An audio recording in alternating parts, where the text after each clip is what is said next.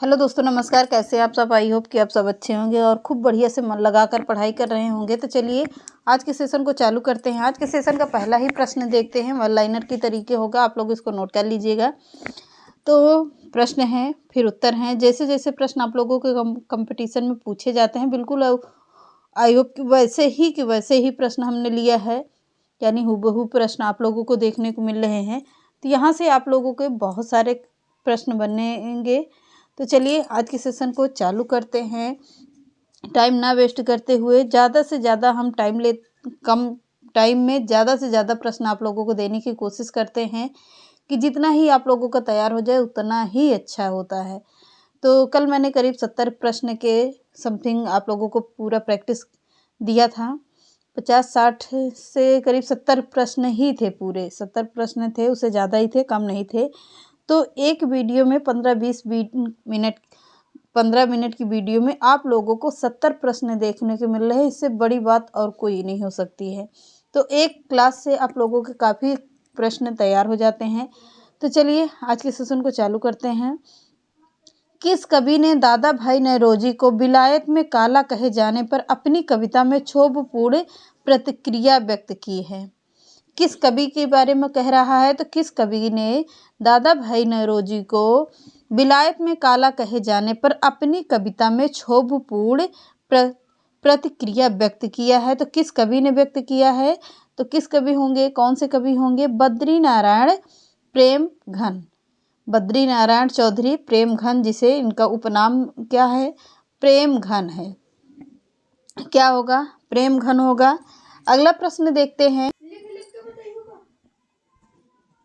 वियोगी हरि को किस कृति पर प्रयाग हिंदी साहित्य सम्मेलन की ओर से 1200 रुपये मंगला प्रसाद पारितोषिक पुरस्कार मिला था?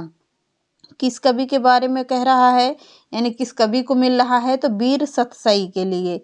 किस रचना के लिए? तो वीर सतसई के लिए उन्हें मंगला प्रसाद पारितोषिक पुरस्कार के रूप में 1200 रुपये मिले थे। तब के ज़माने में 1200 रुपये बहुत था। क्या 1200 रुपये तब के ज़माने में बहुत था? अब 1200 रुपये की कोई वैल्यू नहीं होती है, पर इससे पहले बहुत कुछ था उनके लिए। भारतेंदु ने अपनी किस कविता में विदेशी वस्तुओं के बहिष्कार की प्रेरणा दी है? किस कवि ने? तो भारतेंदु ने अपनी किस कविता में विदेशी वस्तुओं के बहिष्कार की प्रेरणा दी है? तो किस कविता के लिए दिया है? प्रबोधिनी के लिए।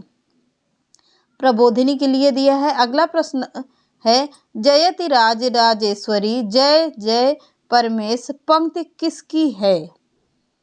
पंक्ति है ये, जयति राज राजेश्वरी जय जय परमेश पंक्ति किसकी है? तो यह है राधा कृष्ण दास की पंक्ति है। किसकी? राधा कृष्ण दास की पंक्ति है। अगला प्रश्न है, कौन कवि भारतेंदु का फुफेरा भाई था? कौन सा कवि भारतेंदु का फुफेरा भाई था? तो किसका था? कौन थे? राधा कृष्ण दास भारतेंदु जी के फुफेरे भाई थे, यानी कि बुआ का लड़का था। किसका? बुआ का लड़का। अगला प्रश्न देखते हैं। हिंदी हिंदू हिंदुस्तान का नारा, हिंदी हिंदू हिंदुस्तान का नारा किसने दिया था? तो हिंदी हिंदू हिंदुस्तान का नारा किसने दिया था? प्रताप नारायण मिश्र ने दिया था। कौन सा नारा? हिंदी हिंदू हिंदुस्तान का यह एक नारा है। किसने दिया है? प्रताप नारायण मिश्र ने दिया है।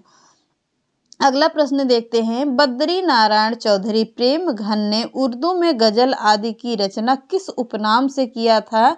तो बद्री नारायण चौधरी प्रेमघन ने उर्दू में गजल की रचना अब्र नाम से किया था। किस नाम से? तो अब्र नाम से करते थे। किसकी? गजल की रचना। अगला प्रश्न है, अंग्रेजी काव्य कृतियों के भाषांतरण का आरंभ किस युग में हुआ है? तो अंग्रेजी काव्य कृतियों के भाषांतरण का आरंभ किसी युग में हुआ है? तो किस युग में हुआ है? तो भारतेंदु युग में हुआ है। किसमें? भारतेंदु युग में हुआ है। अगला प्रश्न देखते हैं। खुसरो जैसी पहेलियों और मुकरियां किसने लिखी हैं? तो खुसरो जैसी पहेलियां और मुकरियां भारतेंदु जी ने लिखी हैं। कौन? भारतेंदु जी ने लिखी हैं। अगला प्रश्न देखते हैं। बहुत ही अच्छे अच्छे प्रश्न आप लोगों को देखने को मिल रहे हैं। तो आप लोग ये चाहो तो नोट भी साथ साथ में करते रहना, वरना आप लोग वीडियो देख लेना, कोई प्रॉब्लम नहीं है। जैसा ही आपके पास टाइम हो, जैसा आपका मन हो। अगला प्रश्न देखते हैं 10वां। समस्या पूर्ति किस युग की लोकप्रिय काव्य पद्धति है? तो समस्या पूर्ति किस युग की लोकप्रिय काव्य पद्धति है? तो भारतेंदु युग की काव्य पद्धति है क्या समस्या पूर्ति। अगला प्रश्न है किस हिंदी साहित्य में आधुनिकता के प्रवर्तक कौन माने जाते हैं? तो हिंदी साहित्य में आधुनिकता के प्रवर्तक माने जाते हैं कौन? भारतेंदु जी माने जाते हैं। अगला प्रश्न देखते हैं, हिंदी का हिमायत किसकी कविता है? तो हिंदी का हिमायत कविता किसकी है? प्रताप नारायण मिश्र की है। बहुत ही अच्छी रचना है। अगला प्रश्न देखते हैं, हमारो उत्तम भारत देश किसकी पंक्ति है? तो हमारो उत्तम भारत देश राधा चरण गोस्वामी की पंक्ति है। किसकी? राधा चरण गोस्वामी की पंक्ति है। अगला प्रश्न है, आधुनिक काल के प्रारंभिक काल को क्या कहा जाता है? तो आधुनिक काल के प्रारंभिक काल को कहा जाता है पुनर्जागरण काल। किसका है? भारतेंदु युग का है, भारतेंदु युग का होगा। अगला प्रश्न है, आधुनिक काल को गद्य काल किसने कहा है? तो आधुनिक काल को गद्य काल आचार्य रामचंद्र शुक्ल ने कहा है। किसने? आचार्य रामचंद्र शुक्ल ने। अगला प्रश्न देखते हैं, भारतेंदु युग को पुनर्जागरण काल की संज्ञा किसने दी है? तो भारतेंदु युग को पुनर्जागरण काल की संज्ञा डॉक्टर नागेंद्र ने दिया है। किसने? डॉक्टर नागेंद्र ने दिया है।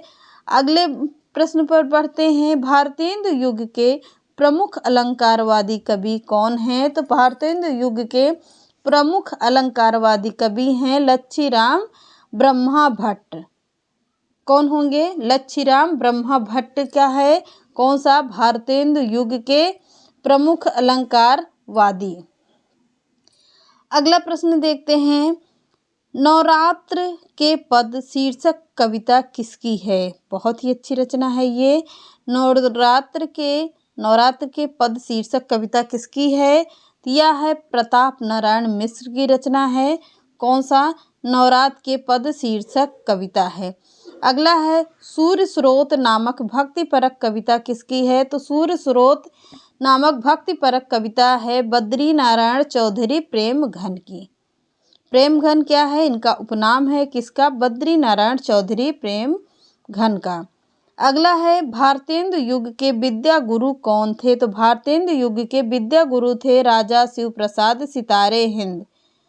कौन? राजा शिव प्रसाद सितारे हिंद। बहुत ही इम्पोर्टेंट थे ये, जो भारतेंदु युग के विद्या गुरु थे। आगे बढ़ते हैं। अगला है, हिंदी गद्य के प्रतिष्ठापक कौन हैं? तो हिंदी गद्य के प्रतिष्ठापक हैं आचार्य महावीर प्रसाद द्विवेदी। कौन होंगे? आचार्य महावीर प्रसाद द्विवेदी जी हैं। अगला प्रश्न देखते हैं, हिंदी खड़ी बोली के जन्मदाता कौन है? तो हिंदी में खड़ी बोली के जन्मदाता किसे माना जाता है? भारतेंदु हरिश्चंद्र को माना जाता है। कौन होंगे? भारतेंदु हरिश्चंद्र हैं। इम्पॉर्टेंट रचना है, इम्पॉर्टेंट है ये, इसको नोट करिएगा या ध्यान में बिठा लीजिएगा। हिंदी साहित्य में हालावाद के प्रवर्तक किसे माना जाता है? मैंने आपको कई बार पढ़ाया है। तो हिंदी साहित्य में हालावाद के प्रवर्तक हरिवंश राय बच्चन जी को माना जाता है। हरिवंश राय की प्रमुख रचनाएं हैं कौन सी? मधुबाला, मधुकलश, ये इनकी प्रमुख रचनाओं के अंतर्गत आती हैं। ज़्यादातर यहीं से प्रश्न बनता है आप लोगों का। अगला है, हिंदी साहित्य की प्रथम कहानी इंदुमती है। कौन सी? हिंदी साहित्य की प्रथम कहानी कौन सी है? इंदुमती है। आगे देखते हैं, हिंदी के प्रथम कवि सिद्ध सरापा 19वीं शताब्दी की है। कौन सी रचना? सिद्ध सरापा, जो हिंदी के प्रथम कवि के हैं सिद्ध सरापा हैं, वो कब के थे? तो 19वीं शताब्दी के थे। अगला देखते हैं, हिंदी की प्रथम रचना कौन सी है? तो हिंदी की प्रथम रचना है श्रावकाचार ग्रंथ। श्रावकाचार ग्रंथ किसकी रचना है? देवसेन वमत की रचना है। किसकी? देवसेन वमत की रचना होगी। अगला प्रश्न है, हिंदी का प्रथम उपन्यास परीक्षा गुरु है।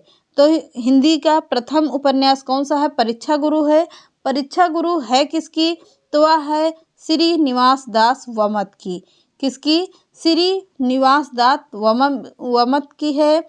बहुत ही अच्छे यह परीक्षा गुरु उपन्यास है, पढ़िएगा कभी, बहुत अच्छा है ये। हिंदी की प्रथम पत्रिका कौन सी है? तो हिंदी की प्रथम पत्रिका कौन है? संवाद कौमुदी है। संवाद कौमुदी जो है हिंदी की प्रथम पत्रिका है। अगला प्रश्न देखते हैं, हिंदी के सर्वप्रथम गीत लेखक कौन है? तो हिंदी के सर्वप्रथम गीत लेखक कौन होंगे? विद्यापति। ये हिंदी में सर्वप्रथम गीतों में काव्य की रचनाएं करते थे। अगला देखते हैं, हिंदी के सर्वप्रथम दैनिक समाचार पत्र सुधावर्षण है कौन सा? हिंदी के सर्वप्रथम दैनिक समाचार पत्र यह है सुधावर्षण का है। अगला प्रश्न है, हिंदी का प्रथम एकांकी कौन सा है? तो हिंदी का प्रथम एकांकी एक घूंट है, बहुत ही इम्पोर्टेंट है। मैला आंचल उपन्यास किसका है? तो मैंने कई बार आप लोगों को ये प्रश्न लिया है। मैला आंचल फणीश्वर नाथ रेणु की रचना है। कौन सी? मैला आंचल उपन्यास है ये। आगे प्रश्न देखते हैं, हिंदी साहित्य के इतिहास को कितने कालखंडों में विभाजित किया गया है? इम्पोर्टेंट है, इसको नोट करिएगा आप लोग। किससे? हिंदी साहित्य के इतिहास को कितने कालखंडों में बांटा गया है? तो कितने खंडों में विभाजित किया गया है? 4 काल में। कौन सा होगा वो? कितने खंडों में? तो आदिकाल या वीरगाथा काल में। कौन सा? आदिकाल या वीरगाथा काल हो गया। मध्यकाल या भक्ति काल हो गया। मध्यकाल या भक्ति काल हो गया।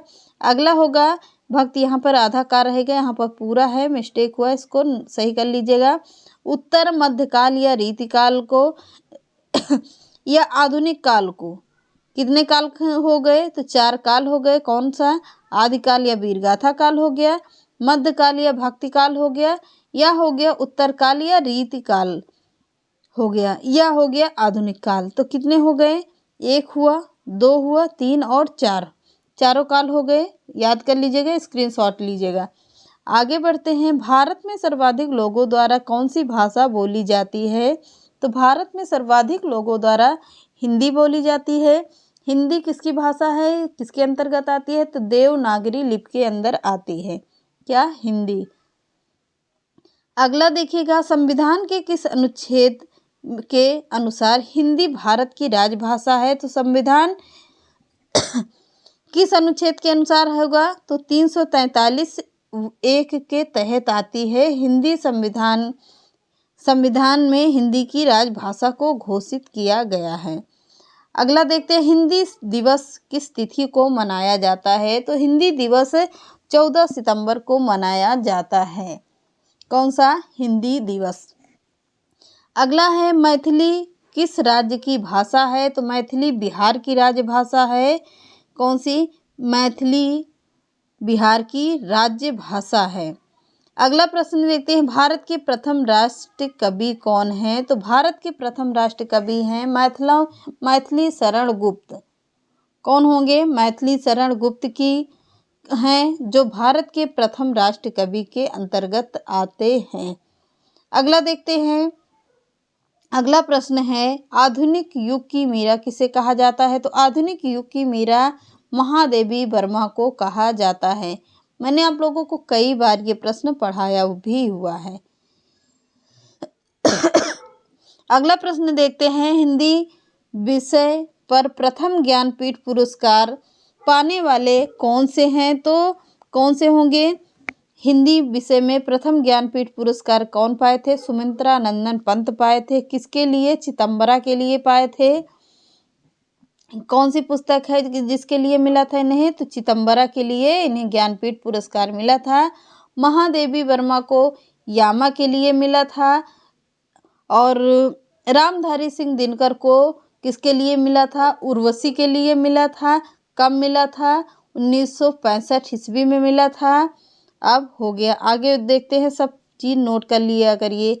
कलम का सिपाही किसे कहा जाता है? तो कलम का सिपाही किसकी रचना है? तो कलम के सिपाही मुंशी प्रेमचंद्र की रचना है।